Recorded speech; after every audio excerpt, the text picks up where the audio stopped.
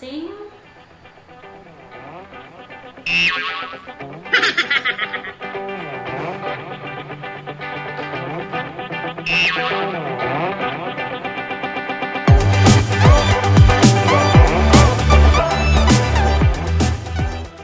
Hello everyone! Welcome back to my channel. It's 5:30 in the morning and kaka-out ko lang sa work. For those of you who don't know, I'm working from home. Aha! Na pack ang makeup. Siyempre, paminsan-minsan kailangan din naman natin magpaganda kahit nasa bahay tayo, diba? So, huwag na natin patagalin pa to. As you can see, my hair is extremely dry and frizzy. And I was actually planning to have a Brazilian blowout treatment. Pero meron ako napanood na gusto kong subukan. It's called ConSuka. Conditioner plus suka. So, ang weird, diba? Maglalagay ka sa hair mo ng suka. Ang asin. So, why not give it a try? Diba? Malay mo effective, makatipid pa, hindi mo na kailangan magpa-Brazilian. So, yun na yung point ko. So, that's why I'm doing this. I wanna try and see for myself, and of course, I wanna share with you kung talagang effective siya. So, let's start. Gagamit tayo ng cream silk. Ako, ito yung gagamitin ko. Cream silk standout straight, yung color pink. Ayan. Tatlo yung gagamitin ko kasi mahaba yung hair ko and makapal. Kayo, nasa sa inyo kung ilan yung gagamitin nyo. Yung iba, isa lang and okay na. Tapos, of course, suka. Hindi ko naman lalagay lahat to, no? At mixing bowl. Kung ano lang yung meron kayong mixing bowl. Kung meron kayong disposable dyan or mga bowl na hindi nyo na ginagamit. And of course, pang mix. Ito na din yung gagamitin kong applicator. At suklay. Also, kung meron kayong shower cap, gagamit kayo ng shower cap. Pero ako, hindi na ako bumili kasi extra gastos lang. So, ito na lang gagamitin ko. What? At let's start mixing.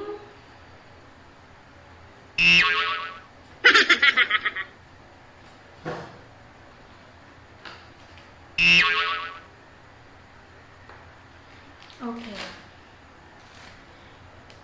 Ayan. Yung isang sachet na ganito is 12 ml. So, kung meron kayo yung malaking cream silk na sa bahay and gusto niyo yung matansya, kung ilan yung gagamitin nyo, 12 ml to, mga 2 tablespoons.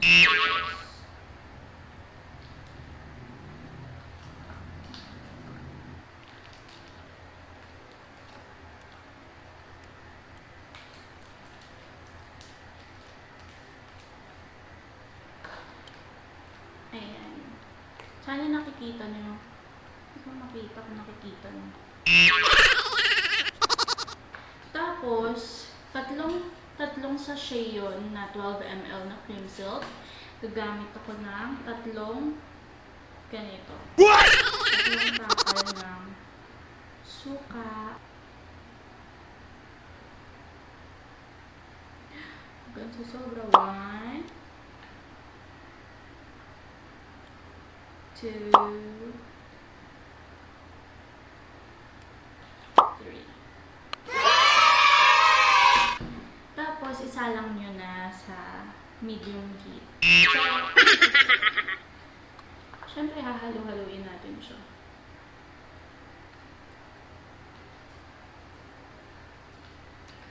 Haluin na lang natin mabuti kasi baka pag di nahalong mabuti, masyadong maamoy yung suka. Yung iba, ginagamit nilang panghalo, spoon lang na hindi ginagamit. Hindi nyo naman na kailangan bumili ng ganito. And then, pwede na tayong mag-apply. Okay. Mag-start ako dito. Hindi ko naman na yata kailangan i-section pa yung hair ko. Or i-section. Sige na nga.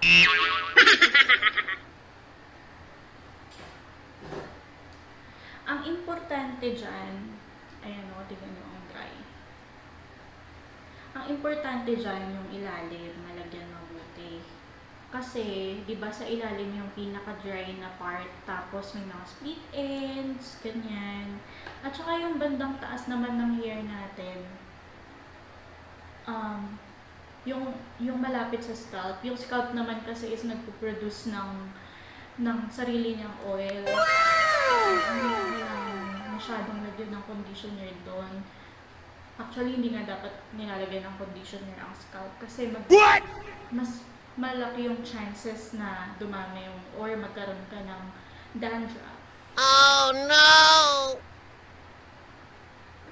Para ka lang nag-a-apply ng cream silk ng conditioner, as in yung usual na paglalagay ng conditioner, pero hindi basa yung hair mo. Hindi ba amoy yung suka? Hindi naman maamoy yung suka.